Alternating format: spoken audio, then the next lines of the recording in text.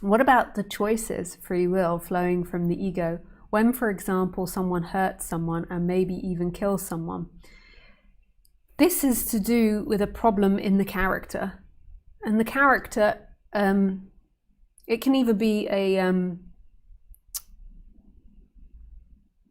born with, so they can be a psychopath or a sociopath. I always forget the born one. I think it's sociopath is born with it. So there is lack of empathy in the brain, so everything's just about what it can get from the situation, and so killing is nothing for it.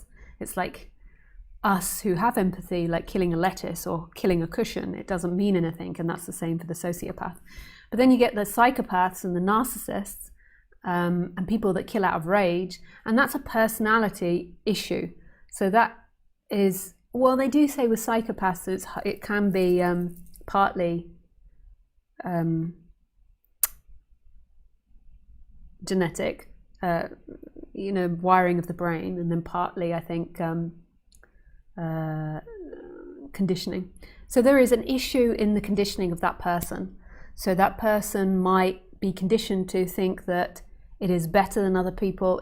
Its happiness is, it deserves happiness over other people, that it has a right to do what it wants to other people. Or there might be great trauma and therefore murdering out of rage or anger. There could be murdering out of poverty, like being in extreme poverty and life becoming very cheap in a way, trying to survive for the family. So those are the three big reasons of why it can arise. And it's conditioning. It's simply their conditioning, and it's the thoughts that's coming up in those bodies. We want to say it's their fault, because that does two things. It means that we can punish them for their actions, or we can try and rehabilitate them from their actions. So we can say, you did something wrong, you've got to rehabilitate yourself because you're disturbing everybody else in society. And that's totally appropriate. I'm not against that. And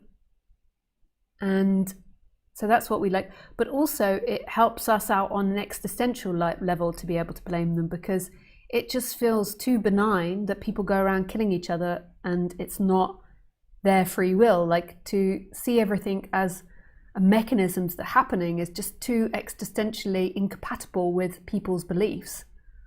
Like, that can't happen. It's somebody's fault. They chose to do that separate from everything else, and it's their fault. They are evil and they're going to hell. Whereas to look at that they're a mechanism of their environment and they're not separate from their environment disturbs the seeker, disturbs the separate person that believes in its own autonomy.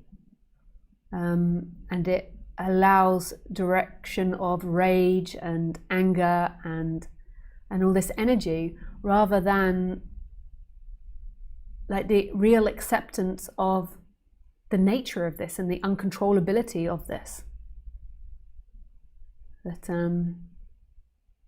we as people are not in control of our own lives. And that it's a happening.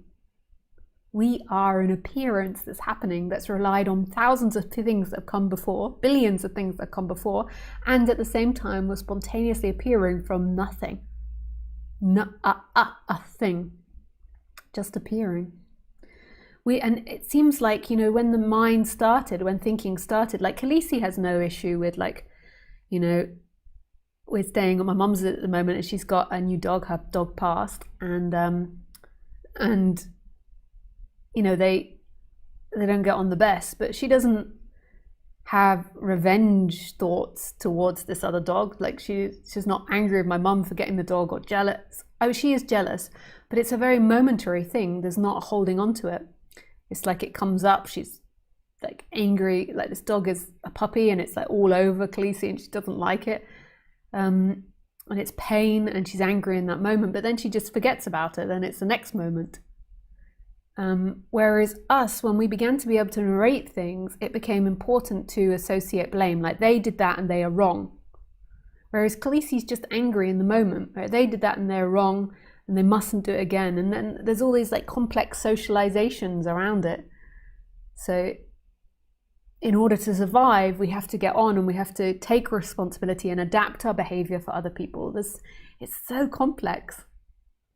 But in the end, when it's examined, we are simply machines appearing the character. And it's no control, but we learn from interaction with other instruments. So it's like the interaction with other instruments changes the stories, even though there can only be one story. But if you look at the kaleidoscope, you could see it like that, the way the patterns and the colors all change. But they're all connected to each other, like they change because of the hitting against another color and the merging with another color. It's beautiful. I keep looking at the wrong camera. I keep looking at the zoom camera. So you might think I'm looking down.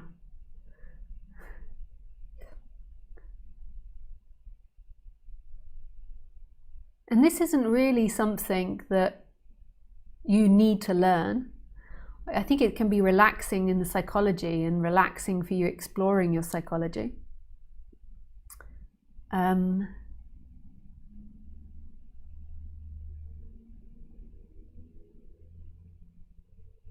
it's not something that you need to learn, because it's the way things are happening. Like, as you become more present, you realize that everything's just appearing out of this, and that there isn't a fixed entity in here that is choosing. There is appearances and responses happening. It's beautiful.